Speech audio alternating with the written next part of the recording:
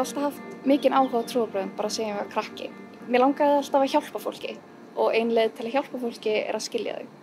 Og til þess að skilja þau þarftu að kynnast þeirra innri hugarheim og hluti af því eru trúarbrögð. Kennararnir eru frábærir, alveg bara góðhjartaðasta fólk sem ég hef kynnst og það er alltaf gaman. Krakkarnir sem eru með þér í námi eru svo fjölbreytt og mismunandi skoðanir og það er alltaf gaman að rökræða í rauninni. Það er það sem ég er mest gaman af. Þetta snýst ekki bara guðfræði og prestnám.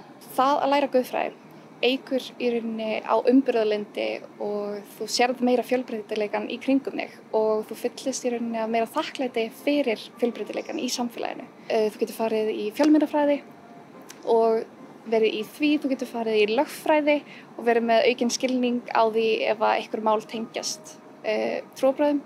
Síðan er mjög mikið áfengum önnur trúarbrögð í boði til að taka.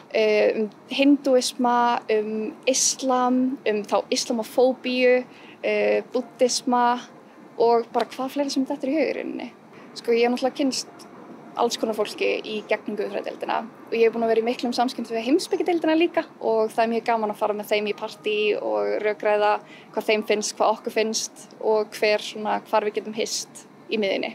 Það sem gerir þetta svo skemmtilegt er aftur fjölbreytileikinn og kennararnir og krakkarnir og í rauninni þessi nýja sýn sem þú færð á hlutina í kringum þig og þú lærir svo margt líka sjálfan þig.